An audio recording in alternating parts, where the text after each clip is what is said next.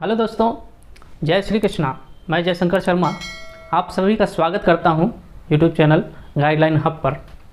जैसा कि आप देख रहे हैं, आईटीआई से संबंधित आज हमारी दूसरी क्लास है और हमारा जो टॉपिक चल रहा था, जो चैप्टर है हमारा सेफ्टी एंड फर्स्ट एड की दूसरी क्लास आज हम आप लोगों के सामने लेकर के आए हैं। क्लास 1 में हमने बात की थी कि सेफ्टी क्या होती है, दुर्घटना क्या होती है, उससे बचने के क्या उपाय होते हैं। और उसके बाद हमने जो है संस्थान में और या सभी इंडस्ट्रियल एरियाज़ में जो भी सुरक्षा सावधानियां बरतनी चाहिए उनके बारे में बात की थी और 5S के बारे में बात की थी। 5S आप लोगों को शायद समझ में भी आ गया होगा। और आग के बारे में बात की थी, आग किन किन घटकों से मिलकर के बनी है और आग बुझाने के लिए जो भी एक्सटिंग्विशर हम यूज करते हैं उनके बारे में बात की गई थी। आज क्लास 2 में हम बात करेंगे फर्स्ट एड प्राथमिक उपचार।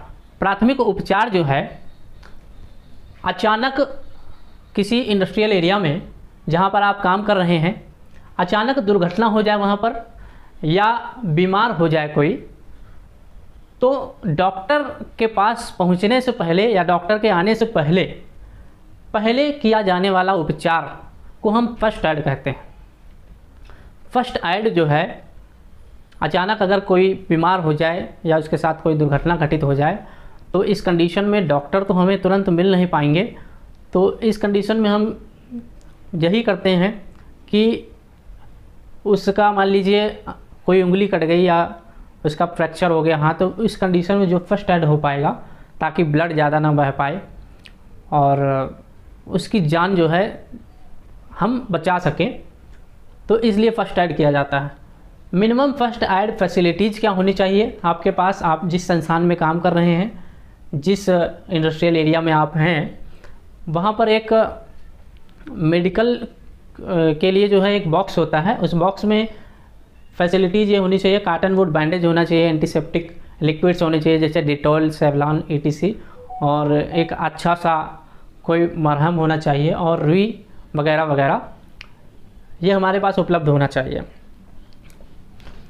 उसके बाद हम बात करेंगे, मुझे आशा है कि आपको फर्स्ट एड समझ में आ गया होगा। उसके बाद हम बात करेंगे सेफ्टी साइंस, सुरक्षा चिन्ह। दोस्तों, आप सभी ने सुरक्षा चिन्ह कहीं ना कहीं किसी इंडस्ट्रियल एरिया में या हॉस्पिटल्स में आपने ज़रूर देखे होंगे, जिनमें से इन सुरक्षा चिन्हों का प्रयोग क्या है। ये सुरक्षा चिन्ह हमें जो है सूचित करते हैं या दुर्घटना से बचाने का हमें प्रयास करते हैं और आदेश देते हैं, सूचना देते हैं। इस प्रकार के सुरक्षा चिन्ह प्रयोग में किए जाते हैं।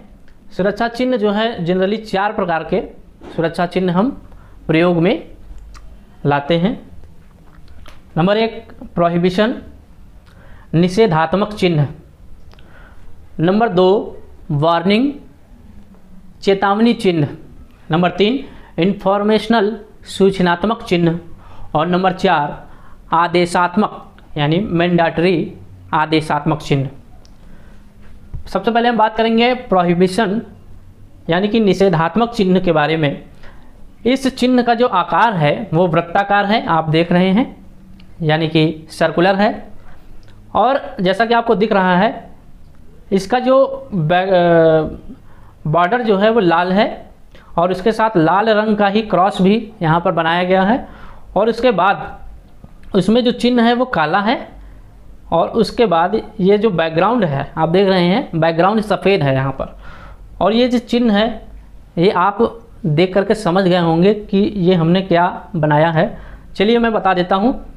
ये जो चिन्ह है ये धूम्रपान निषेध का चिन्ह है। धूम्रपान आदि ना करें, वहाँ पर डेंजरस मटेरियल हो सकते हैं, आग लग सकती है वहाँ पर। ऐसे चिन्ह जहाँ भी दिखें, कोई भी धूम्रपान वहाँ पर कभी भी मत करिएगा। जनरली मुझे लगता है आप लोग करते भी नहीं होंगे। चलिए अब बात करते हैं चेतावनी चिन्ह। चेतावनी चिन्ह का आकार जो है वो त्रिकोणीय होता है। ये जो चिन्ह है इसका जो बैकग्राउंड है वो पीला बैकग्राउंड है और हमारे पास पीले रंग का मार्कर अवेलेबल नहीं था, इसलिए हमने इसको छोड़ दिया है। आप लोग समझदार हैं, समझ जाएंगे।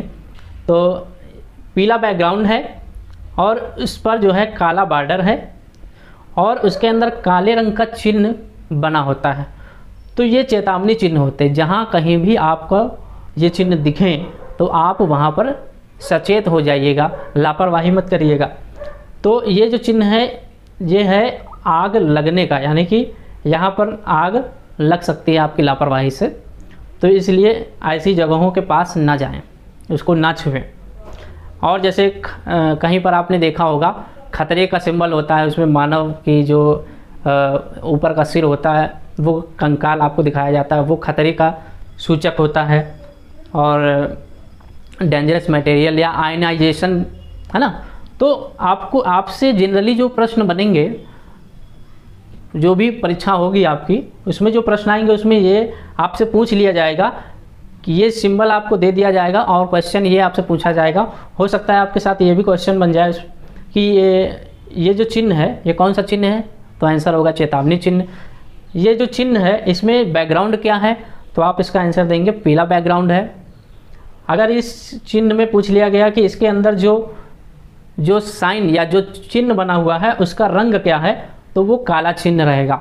तो इस प्रकार के क्वेश्चन बनते हैं और जनरली 2 या 3 नंबर का क्वेश्चन, मिनिमम 1 या 2 नंबर का क्वेश्चन आपको इन्हीं साइंस से, इन चिन्हों से ज़रूर मिल जाएगा आपको।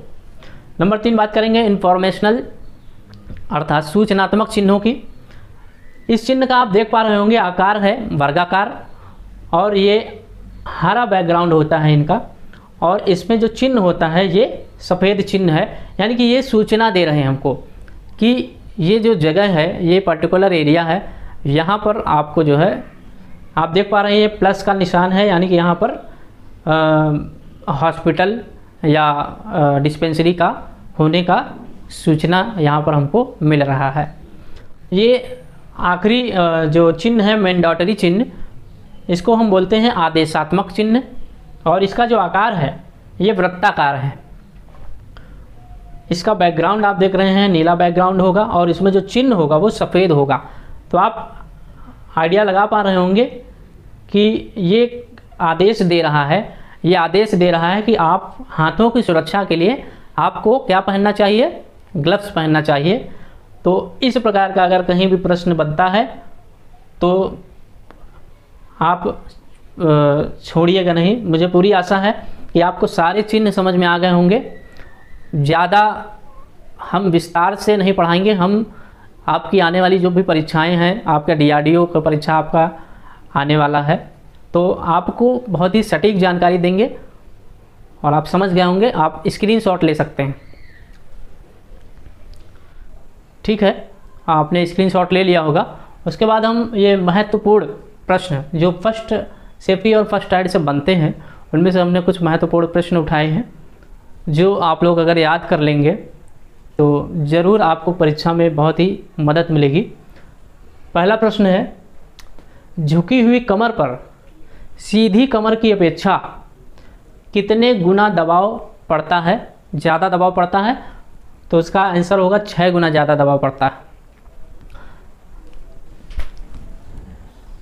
6 गुना ज़्यादा दबाव पड़ता है, क्योंकि आपने पढ़ा, जब आप सेफ्टी आप पढ़ रहे थे तो इसमें सेफ्टी में ये भी एक पॉइंट है कि जब भी आप काम कर रहे हो तो आप कोई भी अगर वस्तु उठाएं, भारी वस्तु, तो कभी भी झुक करके नहीं उठाना चाहिए उस वस्तु को, अन्यथा कमर में तनाव आ सकता है, जो नसें हैं वो खींच सकती हैं। और आप जब भी कोई हैवी आइटम अगर उठाते हैं तो आपको अपने दोनों पैरों को मोड़ करके नीचे बैठ करके अपनी कमर को 90 डिग्री पर सीधा रख करके उठना चाहिए, जिससे आपका जो पूरा जो जोर है वो आपकी कमर पर ना आकर के पूरा आपके दोनों पैरों पे आएगा। तो आप इससे भारी वस्तु भी उठा लेंगे और आपकी कमर में चोट भी नहीं लगेगी।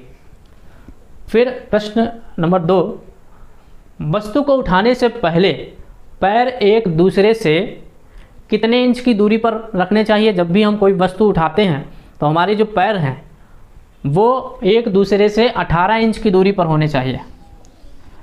ऐसा क्यों? ऐसा इसलिए क्योंकि जो हमारा जो आधार है, जो बेस है, अगर वो ज़्यादा एरिया कवर करेगा तो हम जो भी वस्तु उठाएंगे उसमें हमें जो है ज़्यादा एरिया का फ़ायदा मिलेगा और हम उस वस्तु को उठा पाएंगे, हम स्लिप होकर के नहीं गिरेंगे या और कोई दुर्घटना हमारे साथ नहीं हो पाएगी।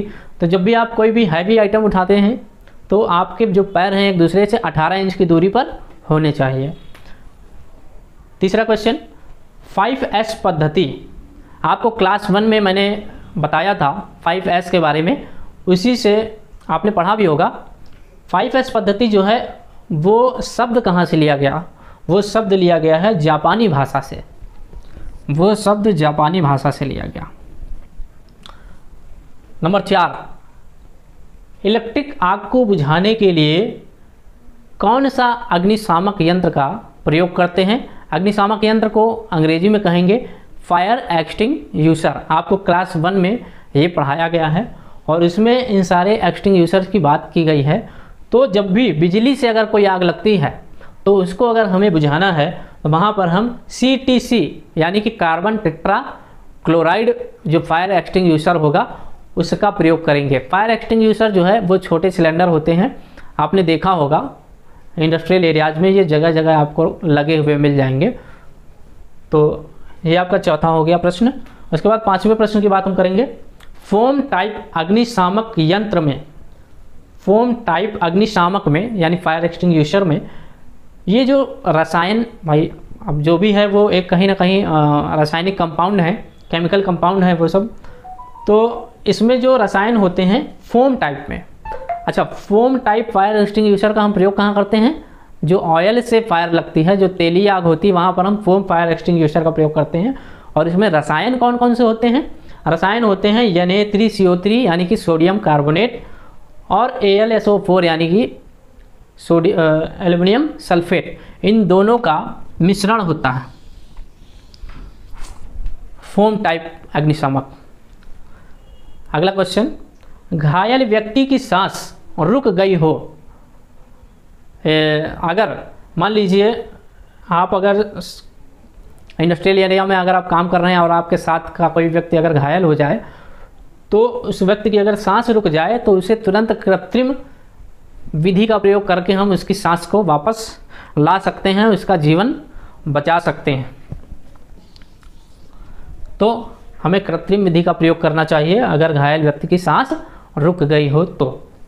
और 7वां प्रश्न है आपका, बिजली के झटके से बचने की जो क्षमता है, बिजली के झटके से जो बचने की क्षमता है वो किस पर निर्भर करती है? किन घटकों पर निर्भर करती है? उस व्यक्ति की आयु और शारीरिक क्षमता, यानी कि उस व्यक्ति की आयु क्या है और उसकी जो शारीरिक क्षमता है, अगर उसकी प्रतिरोधक क्षमता ज़्यादा अच्छी है तो वो बिजली के झटकों से बच सकता है। तो ये मैंने बहुत ही महत्वपूर्ण प्रश्न कराए हैं जो आपकी परीक्षा में बन सकते हैं। और आप लोग जिस भी किताब से अगर पढ़ रहे हैं तो आप लोग ज़्यादा से ज़्यादा कोशिश यही करिएगा कि जो रिक्त स्थान वाले प्रश्न हैं या सही गलत वाले जो प्रश्न हैं उन प्रश्नों को ज़्यादा से ज़्यादा हल करेंगे तो आपको जो है बहुत ही अच्छी तैयारी होगी। और मुझे पूरी उम्मीद है कि आप DRDO जैसी परीक्षा को क्रैक कर पाएंगे। धन्यवाद। आज के लिए इतना ही, फिर हम क्लास 3 में मिलेंगे। तब तक के लिए जय श्री कृष्ण।